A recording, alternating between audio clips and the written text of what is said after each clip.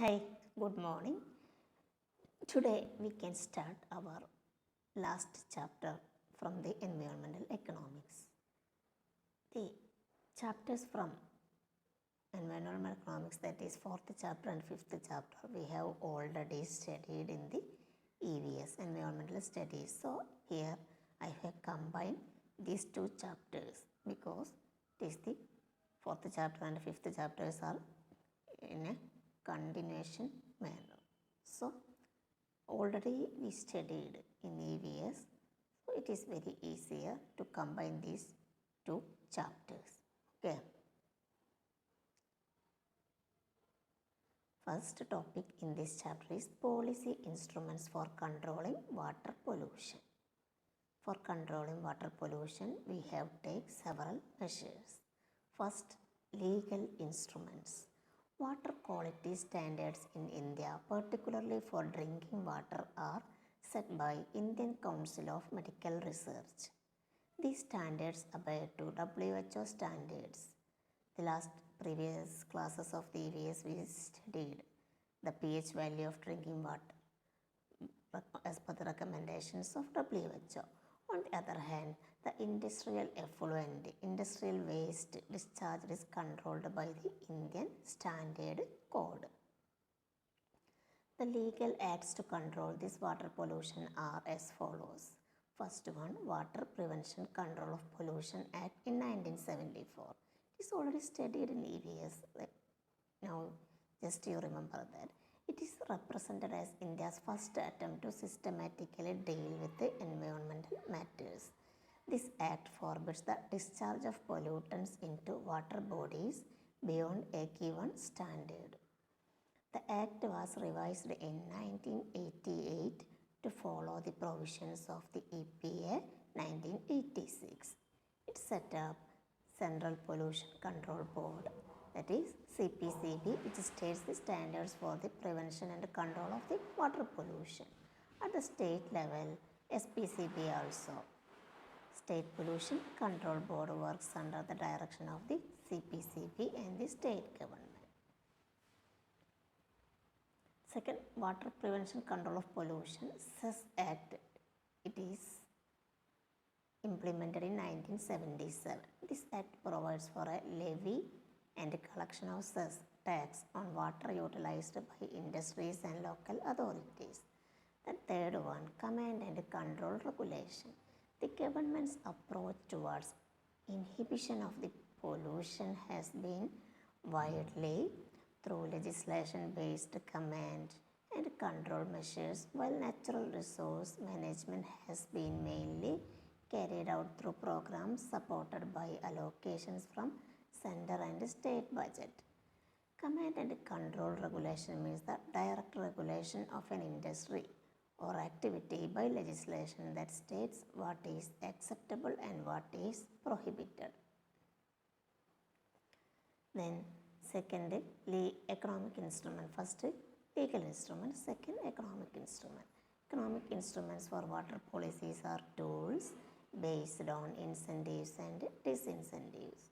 They transform conditions to enable economic transaction or reduce risk, aiming at increasing environmental quality.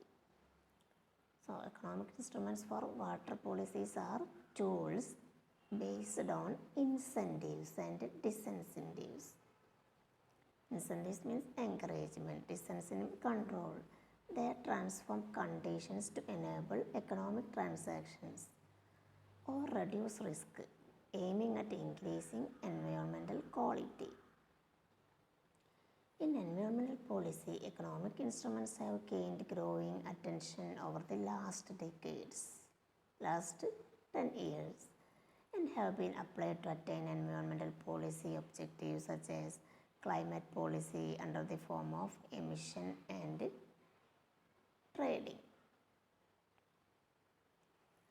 The following are some of the market-based economic instrument for controlling water pollution. First, water tariff,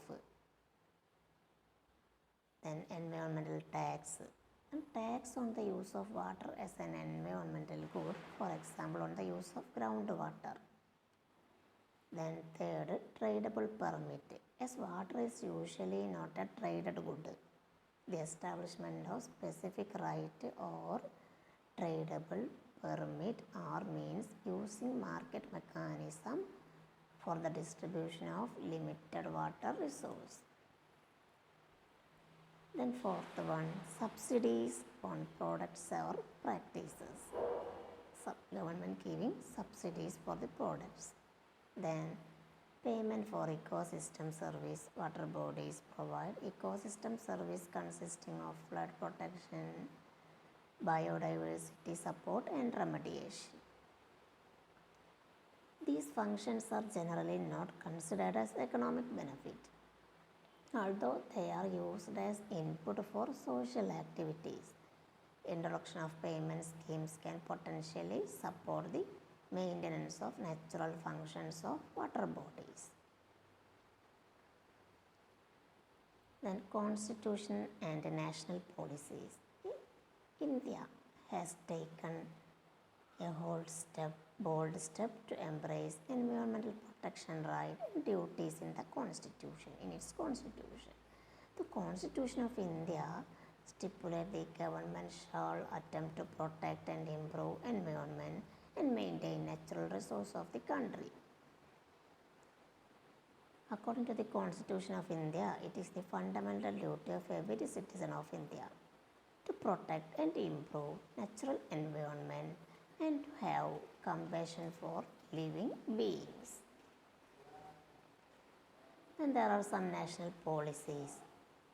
Along with the constitutional changes, India has also started a number of national policies governing environmental management, which includes the National Policy on Pollution Abatement, that in short NPPA 1992, and the National Conservation Strategy and Policy Statement on the Environment and Development, that is NCS or PSED, that also implemented in 1992.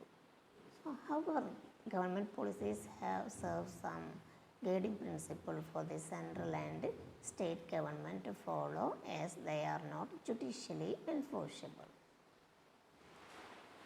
The NPPA enforces the traditional command and control approaches to pollution abatement. The policy adopts the following guiding principles: avoidance of pollution at source, adopting the best available technology, the polluter pays principle, and participation of the public means society in decision making. The NCS or PSED provides the predominant policy framework on environmental management, which includes conservation of natural resources and economic development. Its key instruments are assessing environmental impact, providing educational campaign, and ensuring public participation. The Ministry of Environment and Forest, that is in short MOEF, is responsible for implementing the NPPA and NCS or PSED. National Environment Policy of 2006. The National Environment Policy, that is NEP of 2006, is the most recent pronouncement of the government's assurance to improve environmental condition while promoting economic affluence nationwide. So, to control the waste, government take National Environment Policy in 2006. Its key environmental objectives include preservation of crucial environmental resources, intragenerational equity, incorporating environment in economic and social development, then livelihood efficiency in environment resource use, then environmental management and enhancement for environmental conservation. This policy encourages mainstreaming of the environmental concerns into all development activities, advocate important environmental principles, and also identify the regulatory and substantive reforms. This NEP has developed a new framework for legal action that include solicitation mix of civil and criminal sanction, adoption of innovative economic instruments, and public-private partnership (PPP) in consolidation with environmental compliance and enforcement. MOEF responsible for implementing the NEP. Don't forget that matter. Then Ministry of Environment and Forest. Ministry of Environment and Forest is established in 1985. It's the central government nodal agency to protect environment. It is responsible for planning, promotion, coordination of all environmental activities in the country, including formulation of national policies and standards and regulations.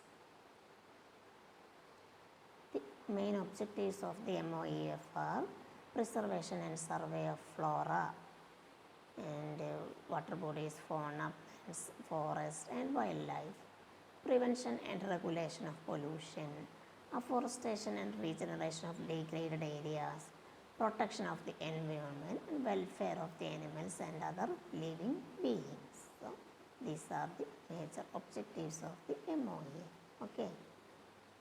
And today we discussed about policies, Act and Ministry of Environment Protection for the Forest and Water Act also we discussed. If you have any doubt, you can ask me. Thank you.